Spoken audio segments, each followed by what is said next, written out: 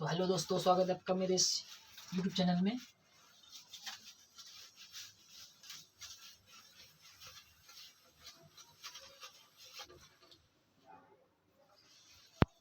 जैसा कि हम पढ़ने वाले हैं फिजिक्स।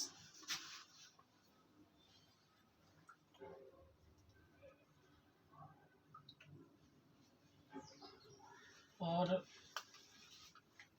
हम इसको कंटिन्यू ही करेंगे रोज डेली। इस तरह से हम पूरा कोर्स कंप्लीट करेंगे।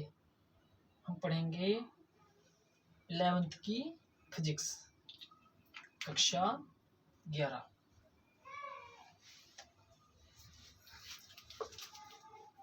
कक्षा 11 या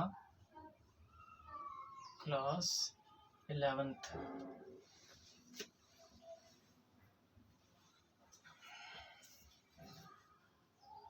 विज्ञान पढ़ेंगे।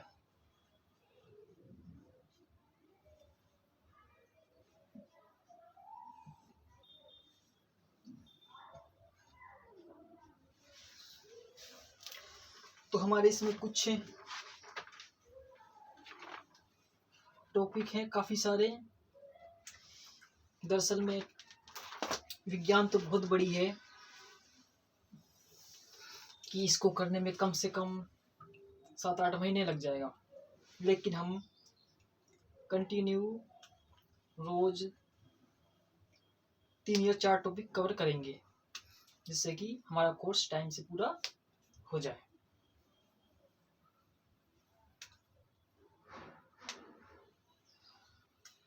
तो हम शुरू करते हैं। देखिए, जो हमारा पहला जो अध्याय है जो हमारा विज्ञान का, वो है अध्याय जो हमारा पहला है अध्याय, वो है फर्स्ट अध्याय हमारा भौतिक जगत। भौतिक जगत। भौतिक जगत तथा मापन।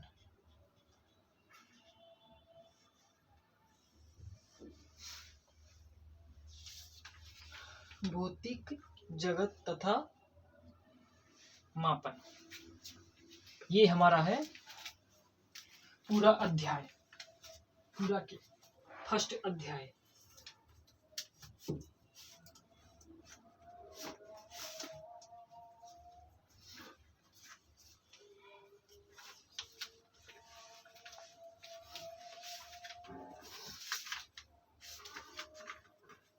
तो इसमें हम कुछ इसकी प्रस्तावना में बताता हूं।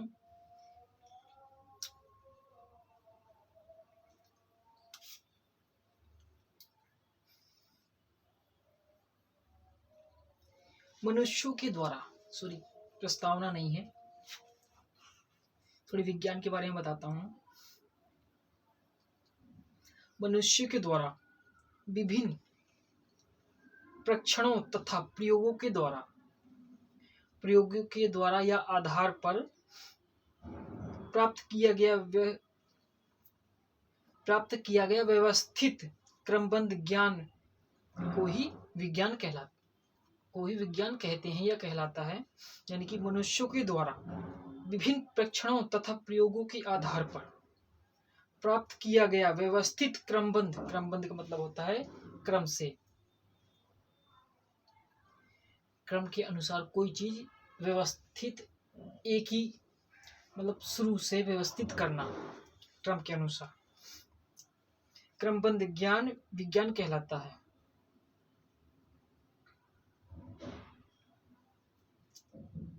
इसकी काफी सारी परिकल्पनाएं हैं,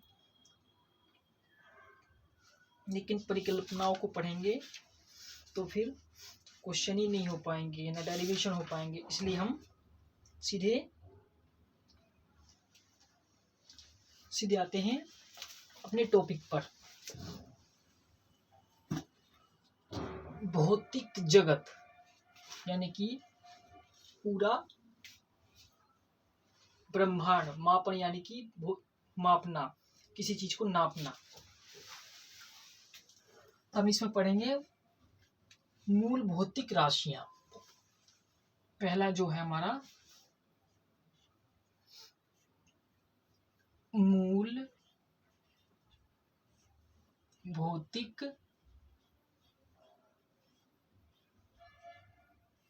राशियां। मूल भौतिक राशियां।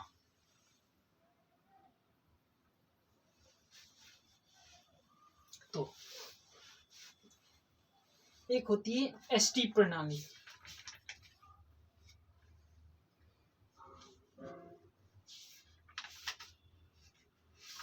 एसटी प्रणाली, प्रणाली और भी होती हैं, हम आगे पढ़ेंगे। एसटी प्रणाली के अंतर्गत एसटी प्रणाली हेडिंग डालते हैं इसको।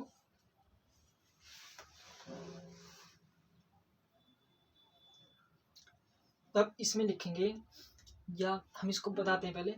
इस प्रणाली के अंतर्गत 7 मूल राशियां हैं। 7 मूल राशियां तथा 7 मूल मात्रक तथा 2 पूरक राशियां व इनके 2 पूरक मात्रक के बारे में बताया गया है। यानी कि इस प्रणाली में ये बिल्कुल शुरू से शुरू कर रहे हैं हम। इस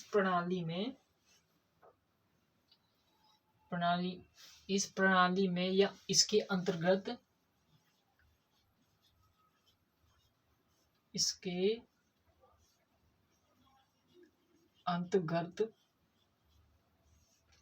अंतर्गत 7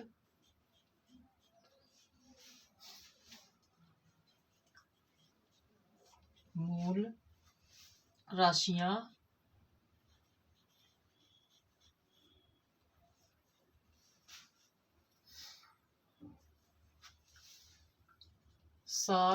तथा 7 मूल मात्रक तथा 2 पूरक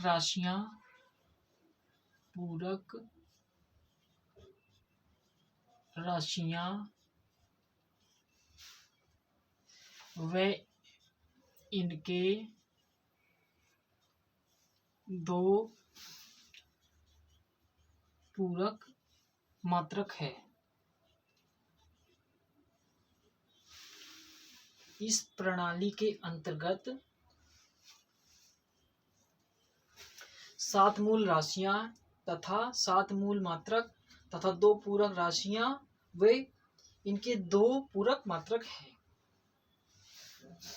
है या इन मात्रक के बारे में हम लिखेंगे, के बारे में बताया गया है।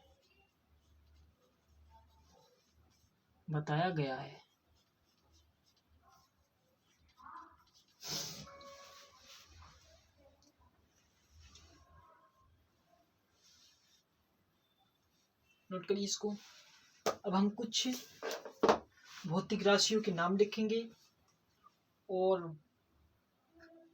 उनका जो मात्रक है या उसको मूल मात्रक किससे प्रदर्शित करते हैं। जैसे लंबाई का मीटर होता है, फिर उनके संकेत या प्रतीक को लिखेंगे।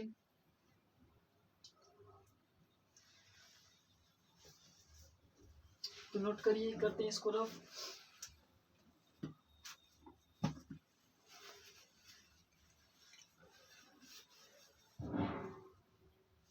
अब इसको रफ करते हैं यहां तक पूरा। अब देखिए, पहले हम लिखते हैं भौतिक राशि।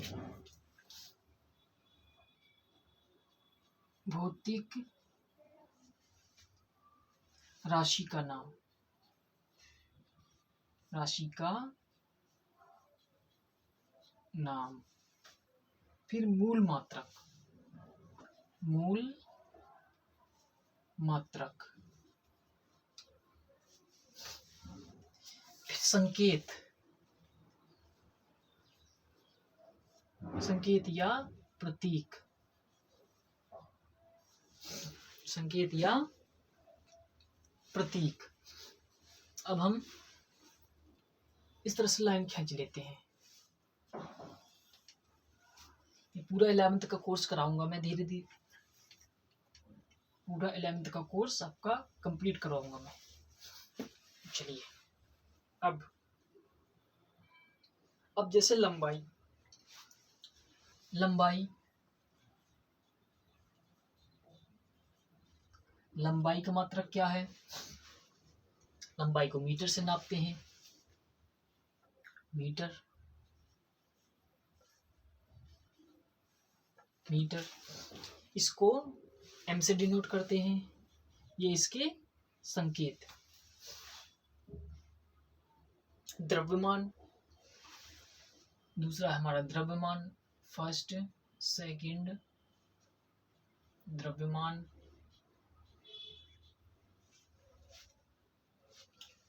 द्रव्यमान,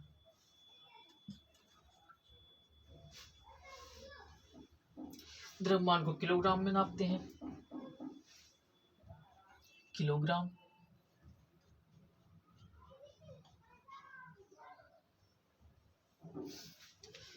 किलोग्राम, इसको केजी से। अब इसी तरह समय, तीसरा हमारा समय, समय को टी से प्रदर्शित, सॉरी, समय हमारा होता है सेकंड से, समय को सेकंड में मापते हैं, इसको टी, सॉरी टी भी होता है लेकिन एस, सेकंड को एस से। ताप को तापक्रम, तापक्रम, ताप को नापते हैं, ताप को नापते हैं केल्विन से, केल्विन से। केल्विन के लिए के।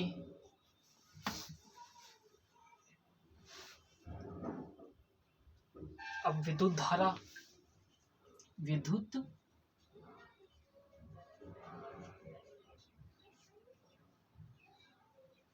धारा,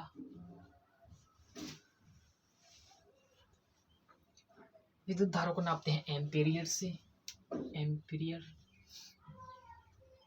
ampere, sorry ampere, ampere, ampere होता हमारा ए। ज्योति तीव्रता, एक फॉर्मूला है हमारा, ज्योति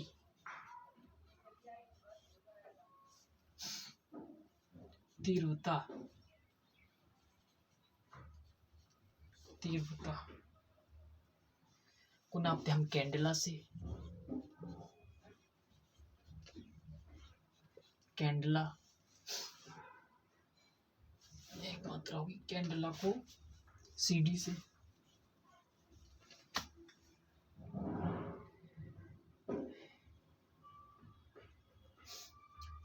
एक होता है पदार्थ की मात्रा, पदार्थ की मात्रा को नापते हैं हम, पदार्थ की मात्रा, पदार्थ की मात्रा, इसको नापते हैं मोल, मोल, MOL, मोल।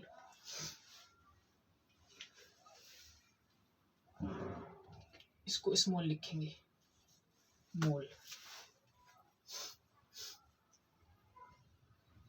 अब ये थे हमारे भौतिक राशि का नाम, तथा मूल मात्रक, संकेत व प्रतीक। प्रतीक और संकेत एक ही बात है। इसी तरह होते हैं पूरक राशि।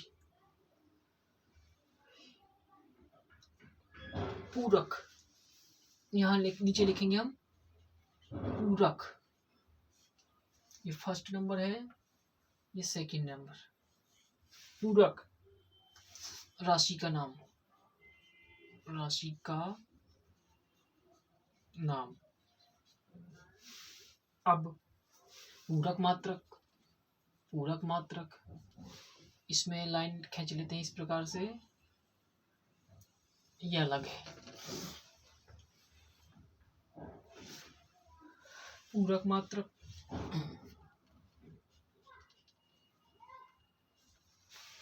नोट करते रहिए। अब है संकेत,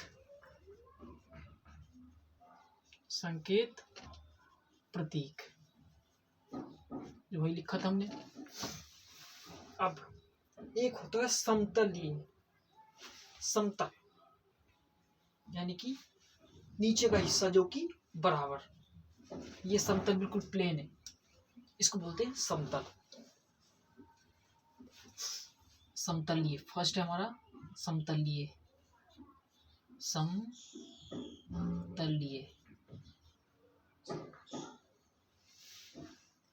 इसको नापते हैं रेडियन से, रेडियन, RAD, रेडियन। अब एक होता है घनकोण,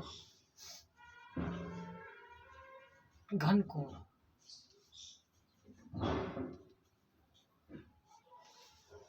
घनकोण, इसको नापते हैं स्टेरेडियन में, स्टेरेडियन, स्टेरेडियन।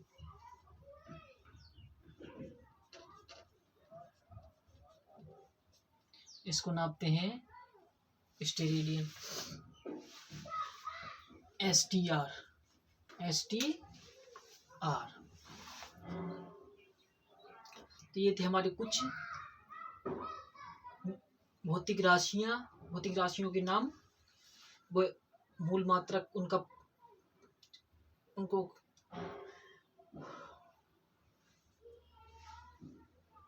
उनके मूल मात्रक व उनके संकेत या प्रतीक। अब हम आगे चलते हैं, रफ करते हैं इसको। उम्मीद है नोट कर लिया होगा। चलिए,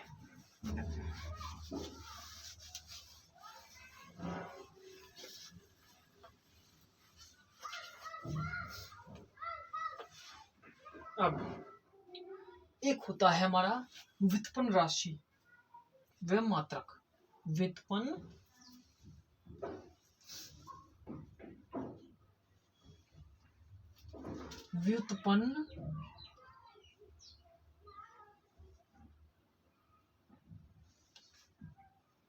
राशि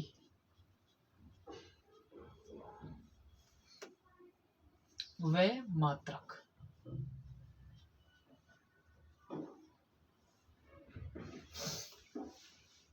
व्युत्पन्न राशि और व मात्रक।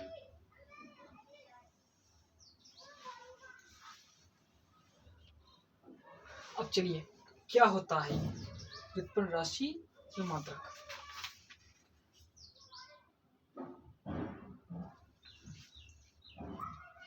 वे भौतिक राशियां जिनका संबंध, वे भौतिक राशियां जिनका संबंध मूल राशियों से होता है, अर्थात जो राशियां मूल राशियों से मिलकर बनी होती हैं। वे भौतिक राशियां जिनका संबंध मूल मात्रकों से होता, जिनका संबंध मूल राशियों से होता है, अर्थात जो राशियां मूल राशियों से मिलकर बनी होती हैं, व्युत्पन्न राशियां कहलाती हैं। वे भौतिक राशियां लिखेंगे इसमें परिभाषा, वे भौतिक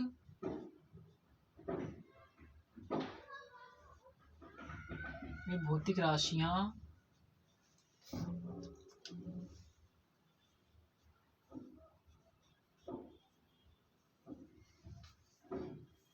जिनका संबंध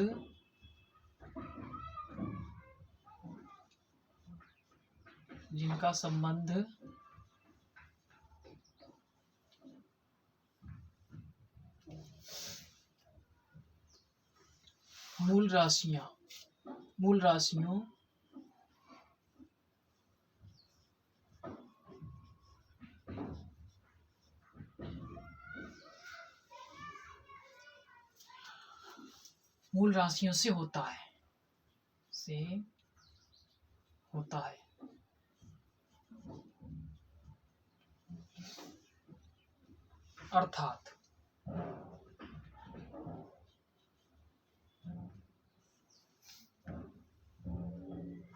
अर्थात जो मूल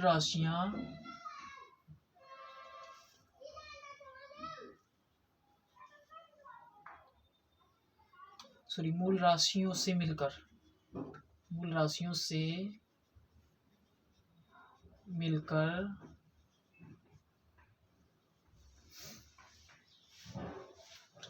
मिलकर बनी होती है।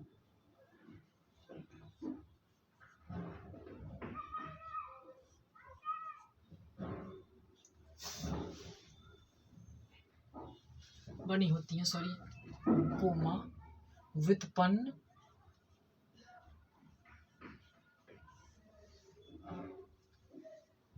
व्युत्पन्न राशियां कहलाती है।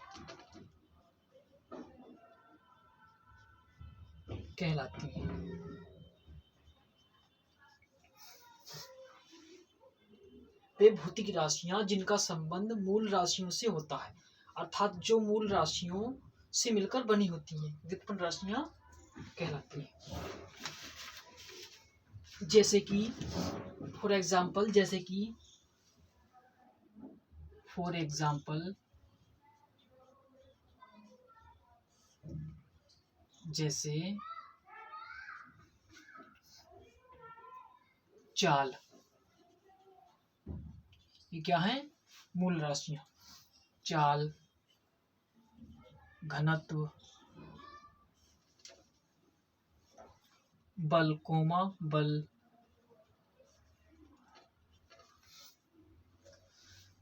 कार्य हो गया हमारा शक्ति,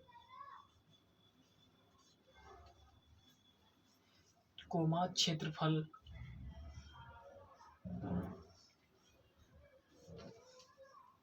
व आयतन etc। ये सभी क्या हमारी मूल राशियां हैं।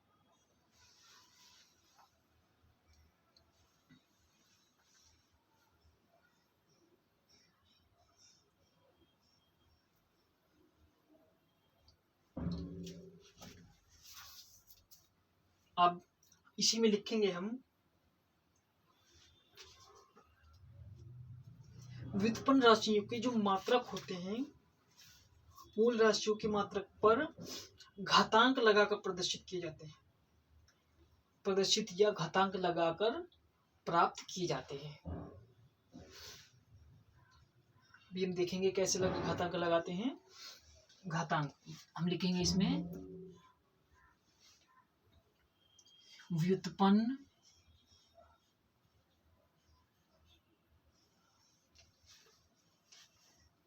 राशि के मात्रक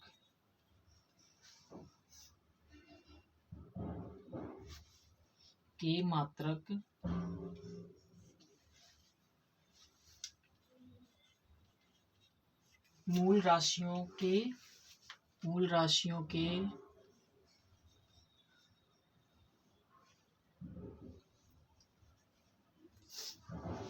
राशियों की मात्रा को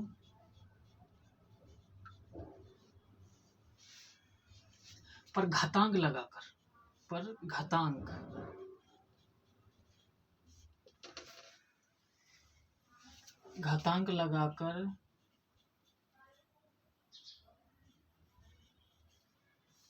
लगाकर प्राप्त किए जाते हैं।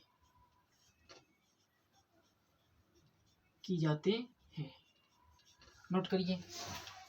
फिर करते हैं कैसे घातांक लगाकर प्रदर्शित किए जाते हैं या प्राप्त किए जाते हैं।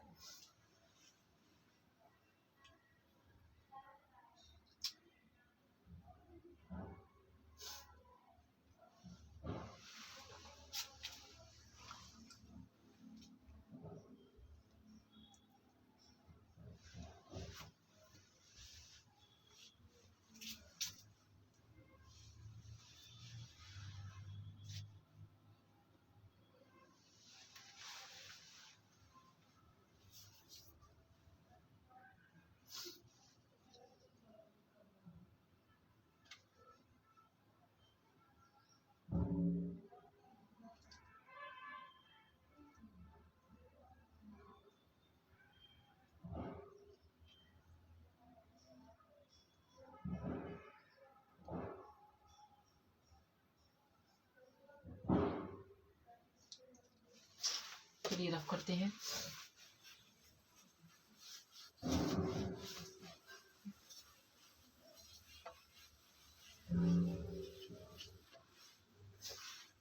अब जैसे कि फॉर एग्जाम्पल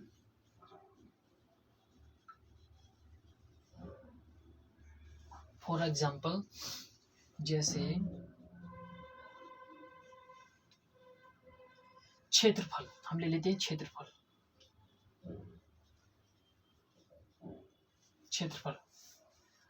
अब क्षेत्रफल को हम नापते हैं लंबाई गुणा चौड़ाई, लंबाई गुणे चौड़ाई,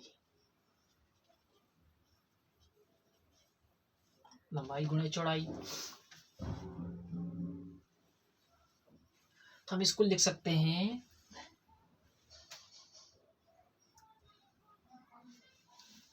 m इंटू में m,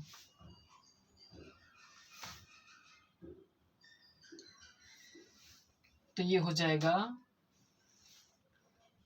m इंटू में स्क्वायर। इस प्रकार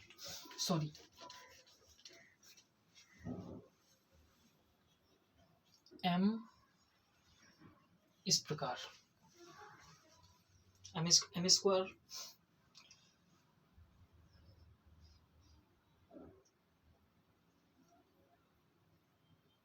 इस प्रकार हम घातांक लगाकर प्राप्त कर लेते हैं या किए जाते हैं।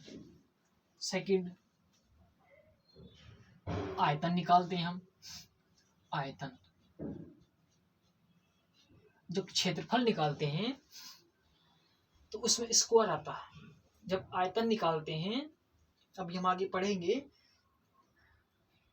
त्वरण, आयतन, वेग आगे पढ़ेंगे।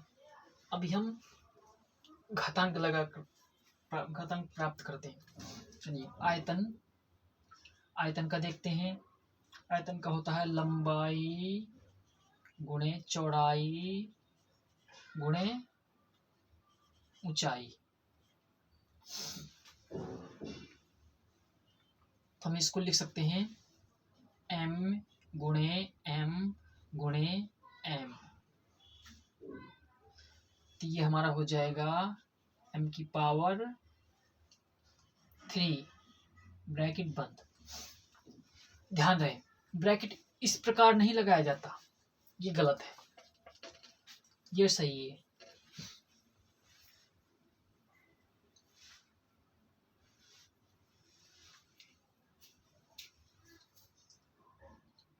दूसरा हमारा घनत्व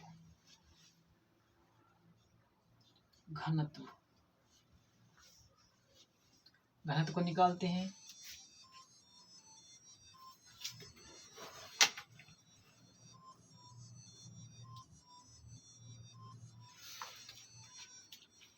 घनत्व को निकालते हैं।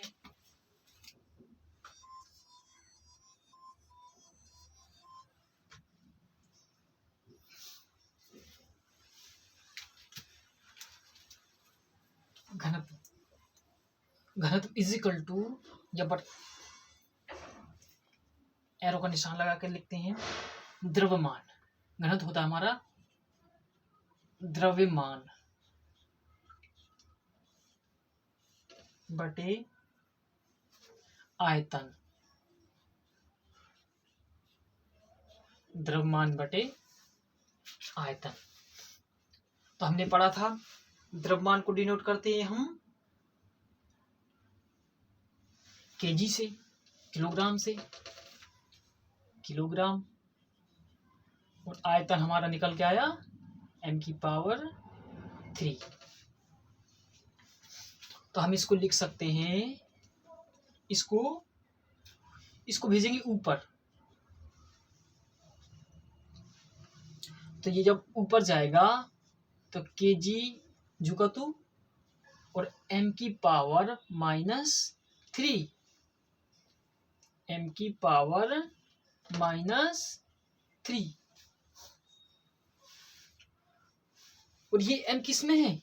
ये m हमारा है गुणा में, केजी गुणे m⁻−3।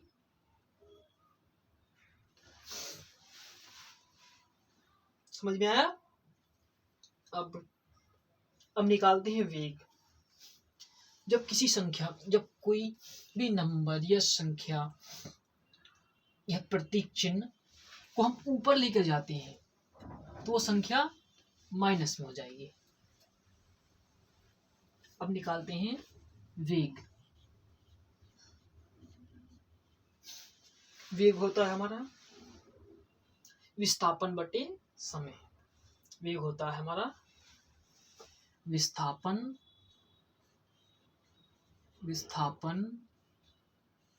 बटे समय। वेग को प्रदर्शित करते हैं हम m से, बटे में समय को सेकंड। तो हो जाएगा मीटर पर सेकंड।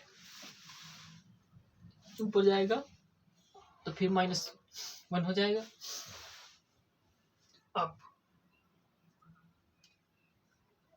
अब आता है त्वरण।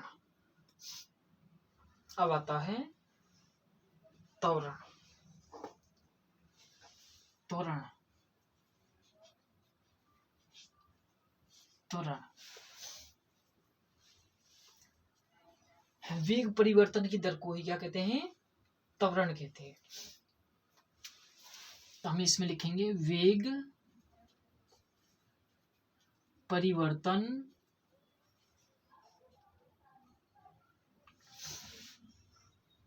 बटे में समय।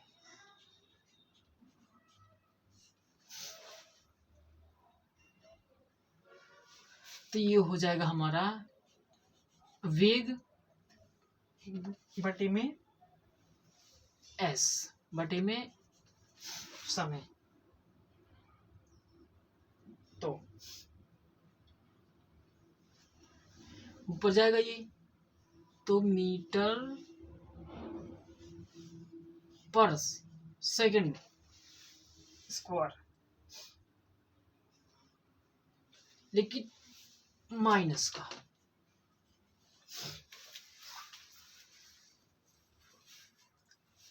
ये इस प्रकार है m/s 1/s।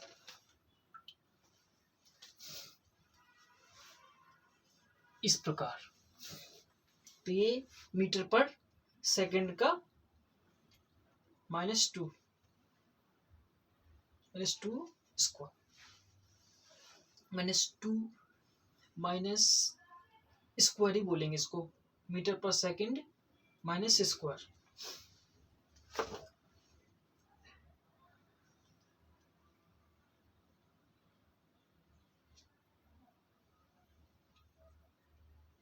लेकिन सॉरी ये हो रहेगा हमारा कुछ इस प्रकार। लेकिन हमने बताया कि जब इस प्रकार करेंगे तो हो जाएगा मीटर का square, metre second square,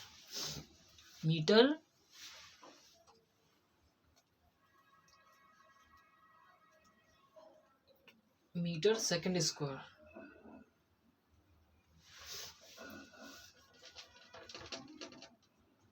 metre second square, इस प्रकार।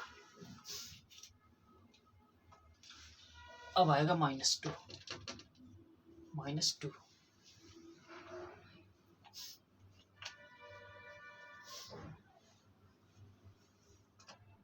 नोट करिए, करते हैं आगे। अब हम पढ़ेंगे 1 मीटर की परिभाषा। 1 मीटर क्या होता है? हम पढ़ेंगे 1 मीटर की परिभाषा।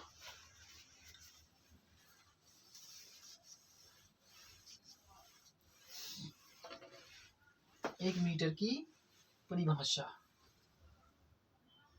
1 मीटर की परिभाषा।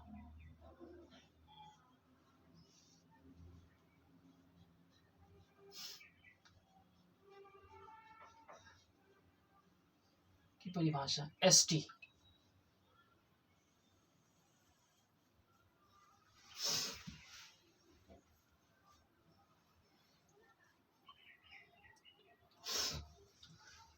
हम इसको इस प्रकार लिख सकते हैं, क्रिप्टन, एक होता है क्रिप्टन से 86वें उत्सर्जित होने वाली एक क्रिप्टन होता है, जिससे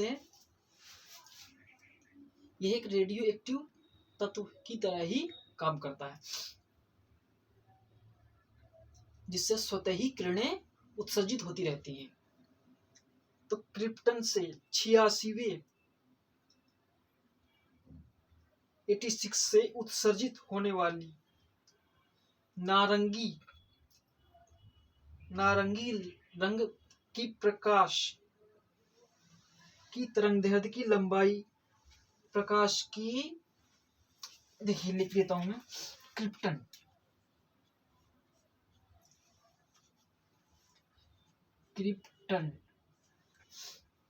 से 86 से उत्सर्जित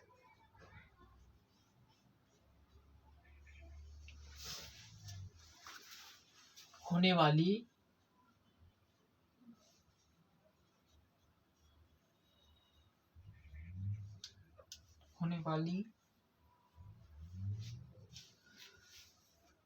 लाल नारंगी यानी कि अनेक रंग, लाल जैसे नारंगी रंग प्रकाश की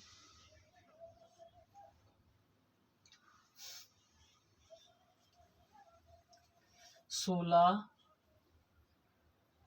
50, 76 पॉइंट 3.73 73वें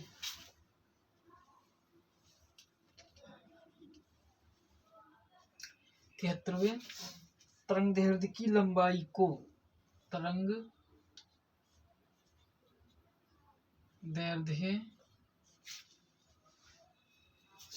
की लंबाई को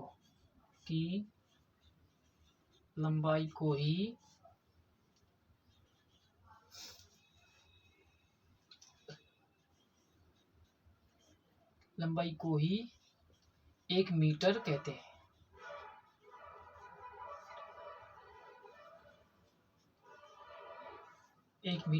हैं।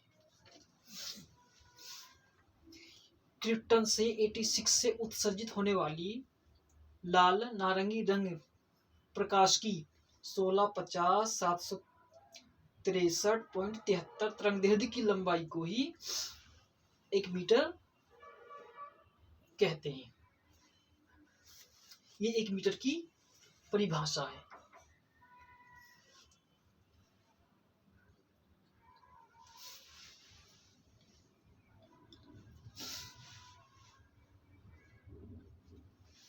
अब हम पढ़ेंगे प्रकृति में मूल बल। प्रकृति के मूल बल फंडामेंटल फोर्स इन नेचर, जो प्रकृति में है। तो चलिए नोट करिए, इसको करते हैं फिर इसको।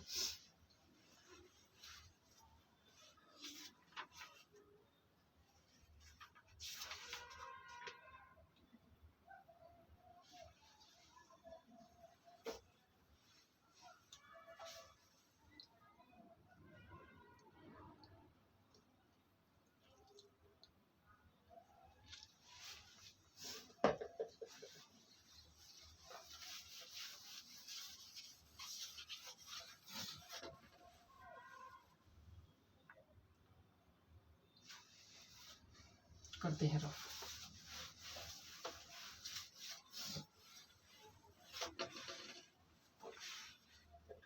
तो देखिए,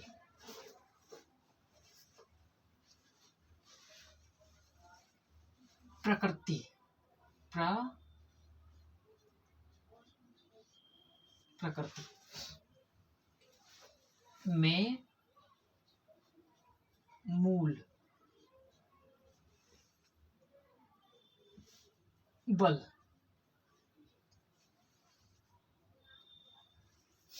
या इसको बोलते हैं फंडामेंटल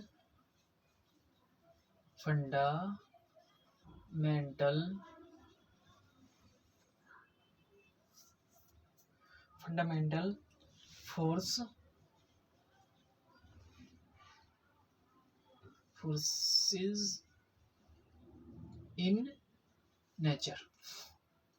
नेचर यानी कि प्रकृति।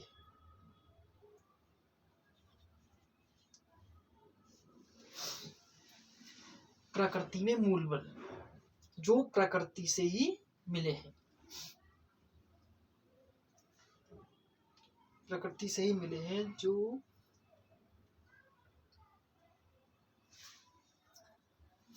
प्राकृतिक रूप से ही है।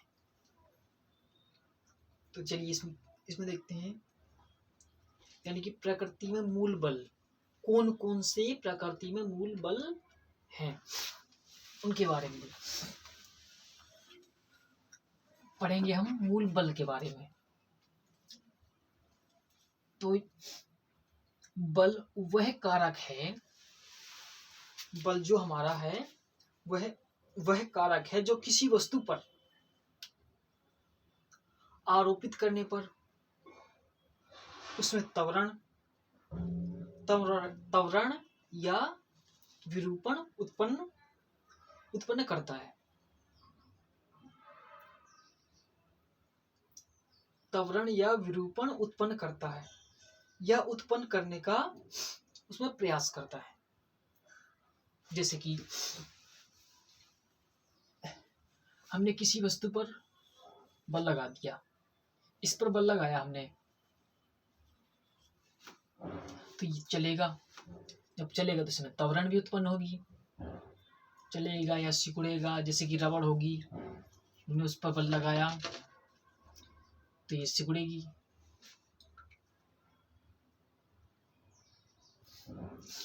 तो विरूपण यानी कि उसकी आकृति में परिवर्तन होगा।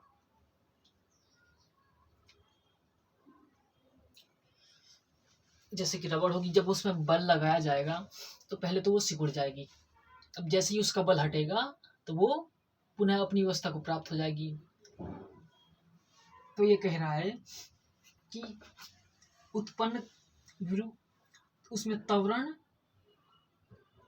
उत्पन्न करने का प्रयास करता है,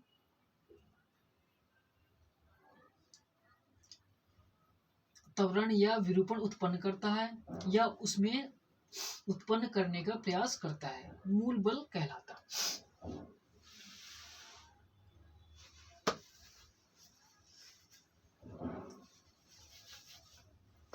जैसे कि घर्षण बल, गुरुत्वाकर्षण बल।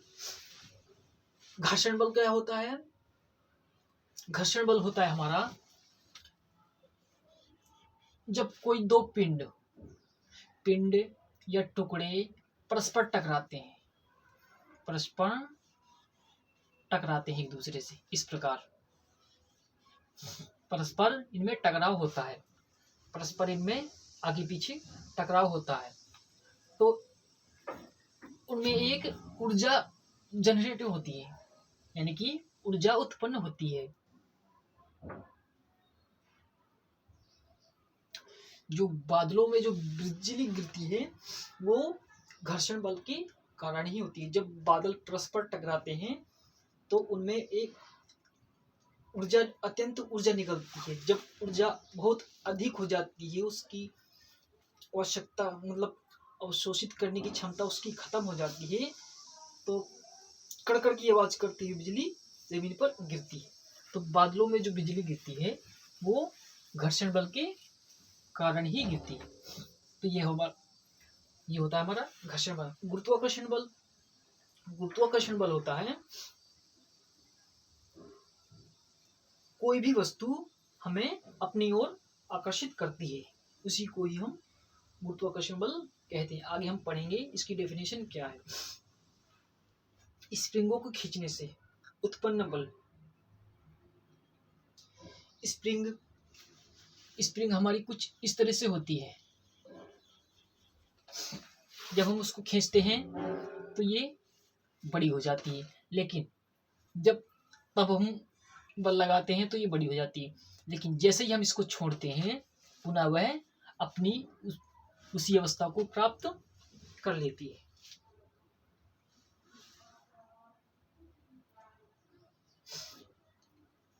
तो इसी प्रकार हम आगे इन चीजों का अध्ययन करेंगे। पहले इसके बारे में लिखते हैं, तो लिखेंगे बल वह कारक है, बल वह कारक है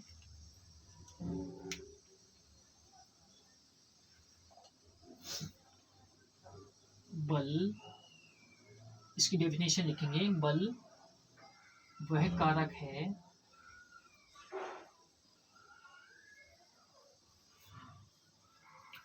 है जो किसी वस्तु पर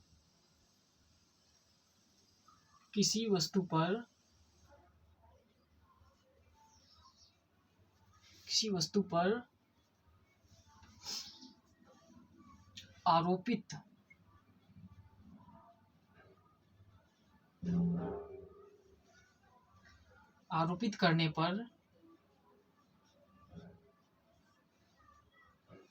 करने पर उसमें जब बल लगाया जाएगा तो उसमें त्वरण भी उत्पन्न होगी, तो उसमें त्वरण या विरूपण उत्पन्न होता है। विरूपण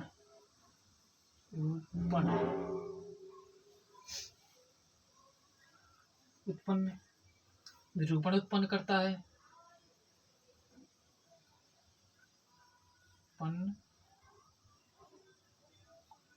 है, या उत्पन्न करने का प्रयास करता है। उत्पन्न करने का प्रयास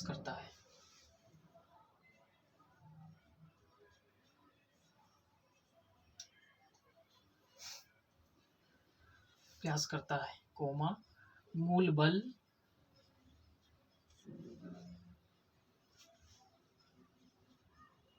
कहलाते हैं या कहलाता है।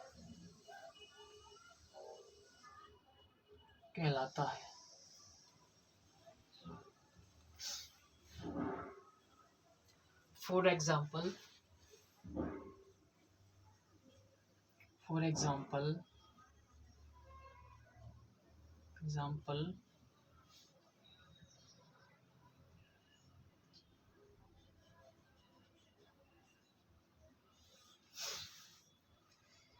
जैसे घर्षण बल आगे पढ़ेंगे हम इसको बढ़िया अच्छे से। घर्षण बल कोमा गुरुत्वाकर्षण बल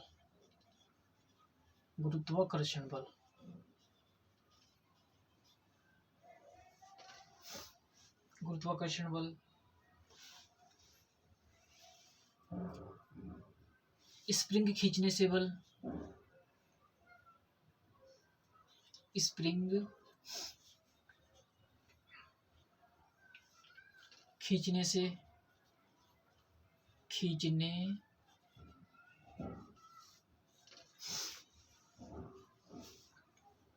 उत्पन्न बल। जब हम स्प्रिंग खींचते हैं तो उसमें बल लगाना भी पड़ता है और बल उत्पन्न भी होता है। जब हम खींचते हैं तो लगाना पड़ता है तो उससे बल उत्पन्न होता है। उत्पन्न बल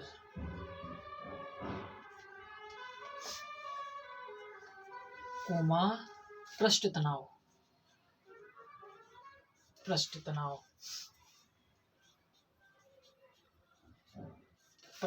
होता है पृष्ठ के नीचे।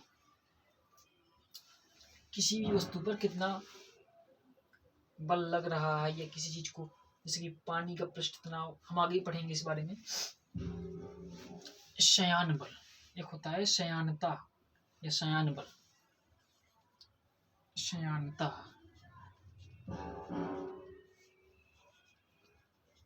इसको बोलते हैं शयान भी बोलते हैं इसको, ETC।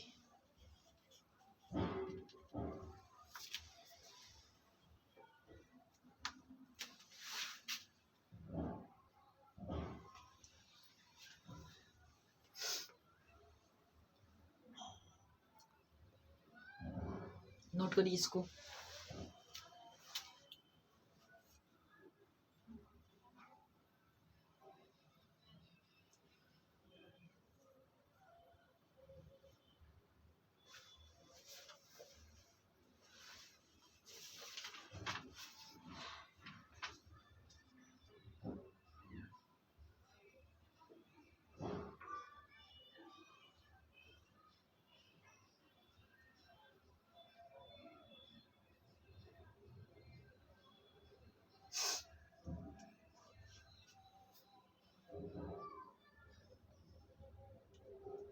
चलिए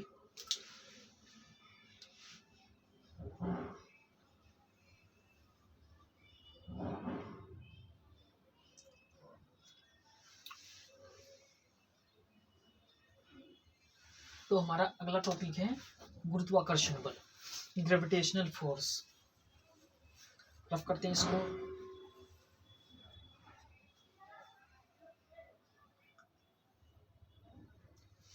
चलिए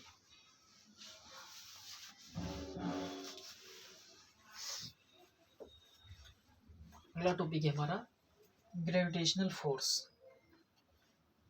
गुरुत्वाकर्षण बल।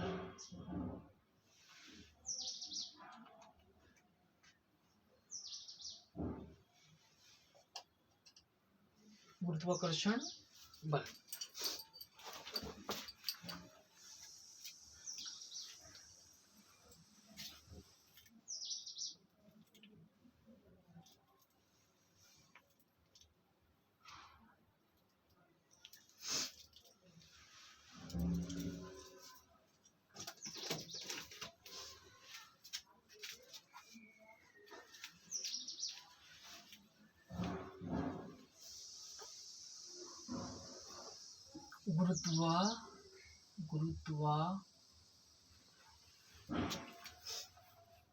गुरुत्वाकर्षण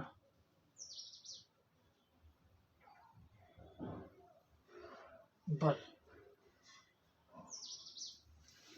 गुरुत्वाकर्षण बल इसको बोलते हैं ग्रेविटेशनल ग्रेविटेशनल फोर्स।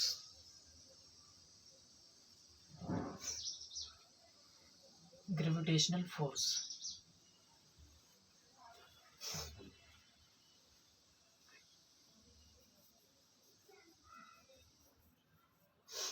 ये नियम हमारा किसने दिया था?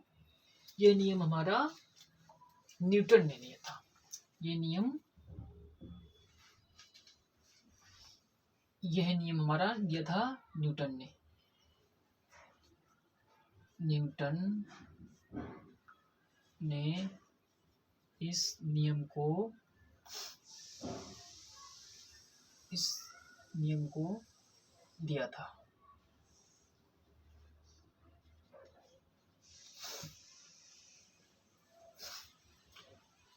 चलिए देखिए,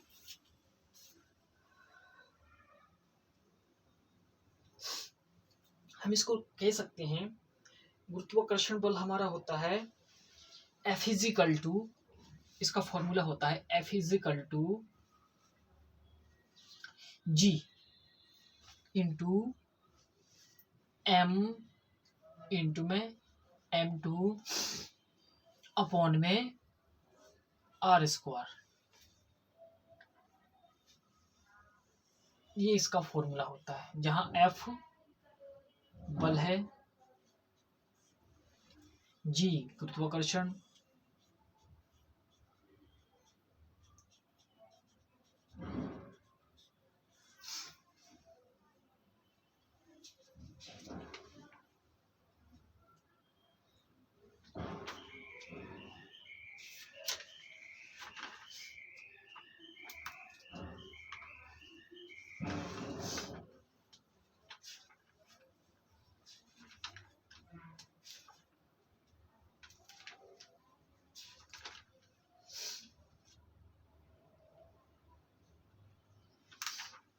जहां G गुरुत्वाकर्षण है,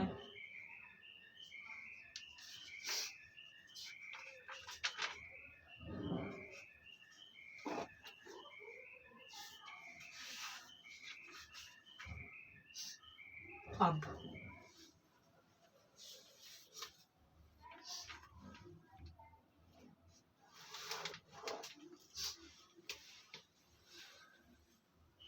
इसको बोलते हैं गुरुत्वाकर्षण नियतांक।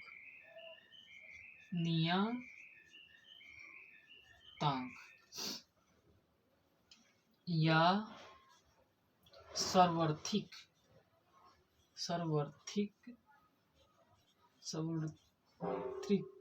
नियतांक।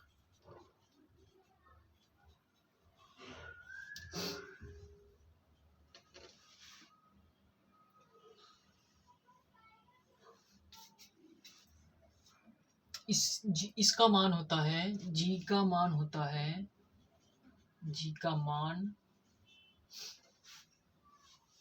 6.67 इंटू में 10 की पावर 11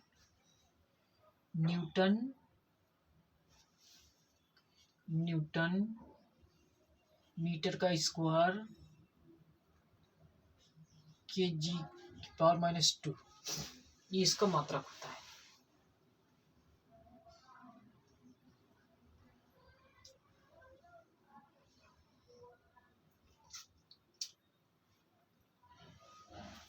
जहां M1 द्रव्यमान है, प्रथम द्रव्यमान है, M2 भी द्रव्यमान है। ये इन दोनों के गुणनखंड के बीच की दूरी है। ये दूरी है, नोट करिए। इतना लिखवाता हूँ मैं डेफिनेशन, फिर इसकी भी समझाऊंगा।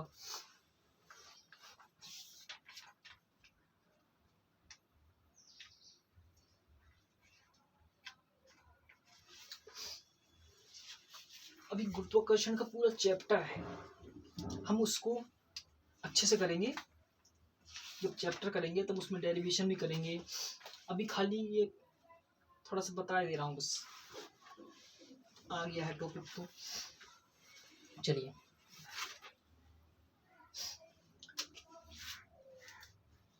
इसको रफ करता हूँ मैं।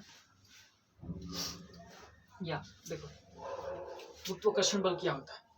संसार की कोई भी दो वस्तुएं, संसार की कोई भी दो वस्तुएं अपने द्रव्यमान के कारण, जो उनका द्रव्यमान है, परस्पर एक दूसरे को आकर्षित करते हैं। आकर्षित करती हैं या आकर्षण बल आरोपित करती हैं, यानी कि एक दूसरे को अपनी तरफ खींचती हैं।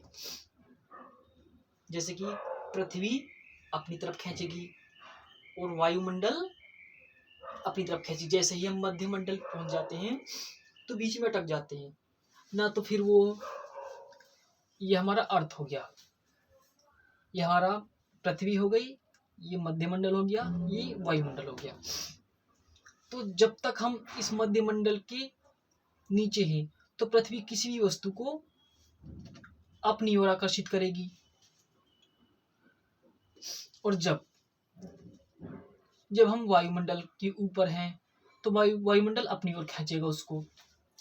लेकिन जब हम मध्य मंडल में होते हैं तो हम ना उधर जाएंगे ना इधर जाएंगे, वहीं लटक जाएंगे बीच में।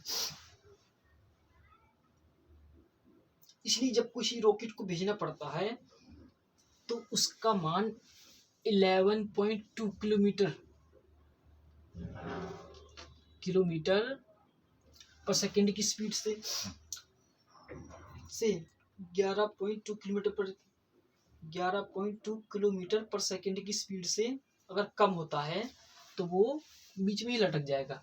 इससे अधिक हो जाए लेकिन कम नहीं होना चाहिए, तभी वो रॉकेट ऊपर जा पाएगा, नहीं तो वो बीच में ही लटक जाएगा। तो कोई भी दो वस्तुएं अपनी ओर एक दूसरे को आकर्षण बल आरोपित करती हैं, जो कि गुरुत्वाकर्षण बल कहलाता है। अब इसके अनुसार हम पढ़ें, किन्हीं दो वस्तुओं के मध्य कार्यरत गुरुत्वाकर्षण बल उनके द्रव्यमान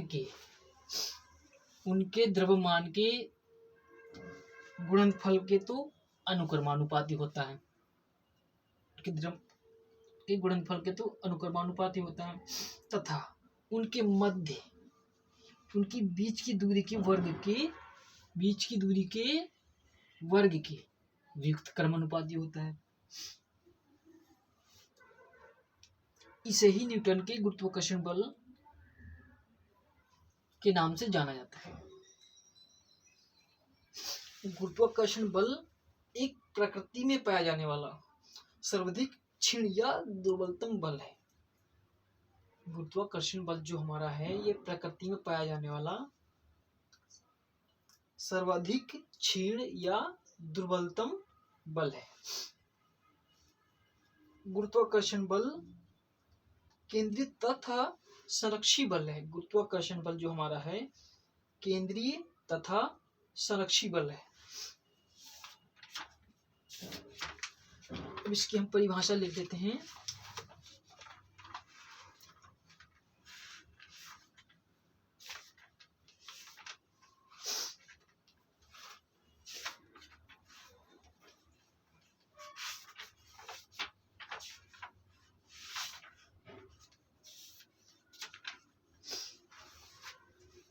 सिंपल सी परिभाषा, चलिए इसको नोट कर लिया। चलिए रफ करते हैं इसको यहां से।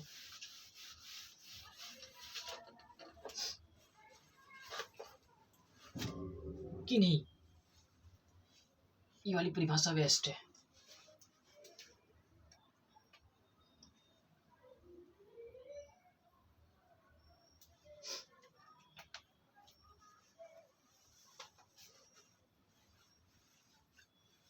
किन्हीं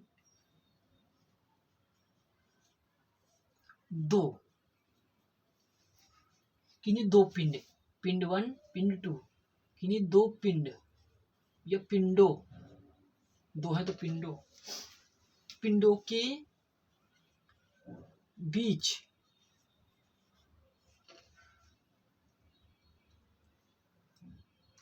बीच में लगने वाला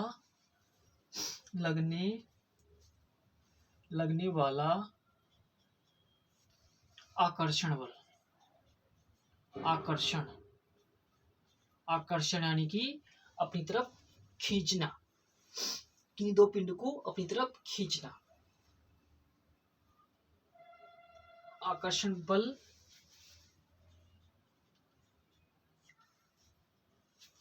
पिंडों के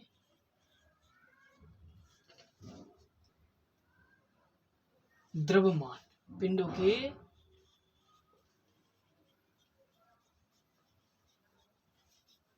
द्रव्यमान के गुणनफल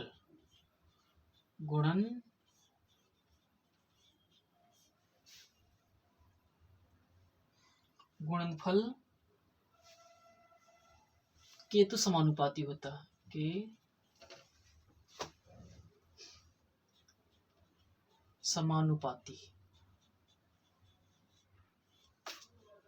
समानुपाती होता है।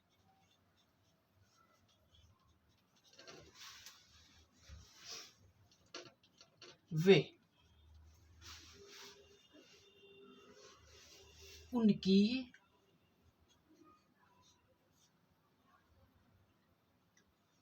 बीच की दूरी के वर्ग के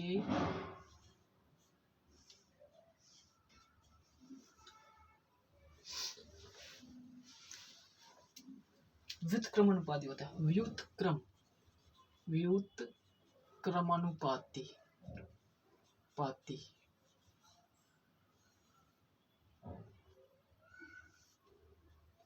होता है।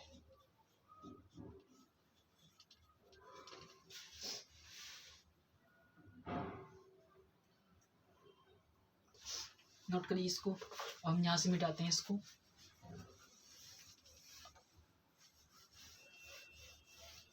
समानुपाती और व्युत्क्रमानुपाती कुछ किस प्रकार होता है यहां देखेंगे। एक छोटा सा चित्र बना लेंगे।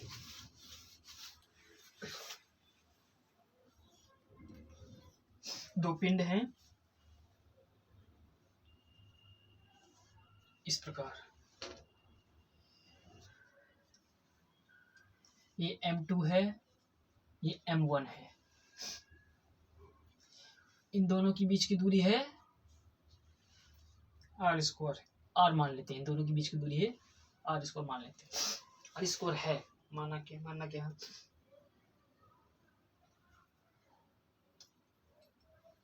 तो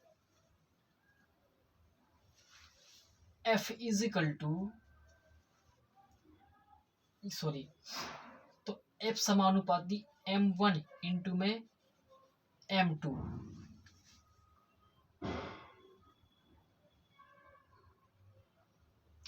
हम इसको समीकरण फर्स्ट मान लेते हैं।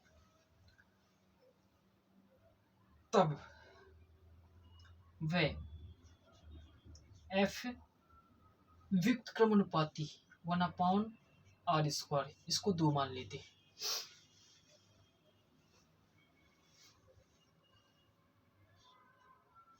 इसको बोलते हैं व्युत्क्रमानुपाती, यह है समानुपाती।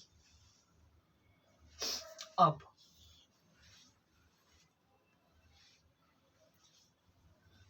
इक्वेशन फर्स्ट व सेकंड से, इक्वेशन फर्स्ट एंड सेकंड से F समानुपाती M1 इंटू में M2 अपॉन में r², equation first and second से ये आएगा जब इसको हल करेंगे।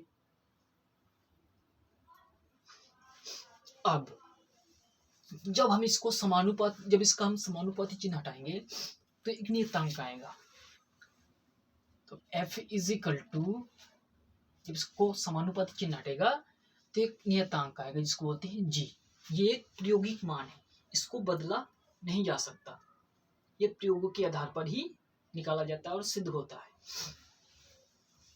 तो M1 इंटू में M2 अपॉन में R स्क्वायर, ये निकल के आ गया हमारा गुरुत्वाकर्षण का फॉर्मूला।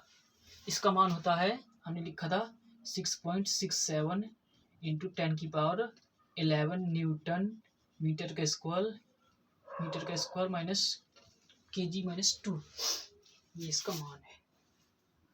नोट करिए। आज के लिए बस इतना ही, मिलते हैं अगली क्लास में। तब तक के लिए धन्यवाद, पढ़ते रहिए। नोट करिए जल्दी से।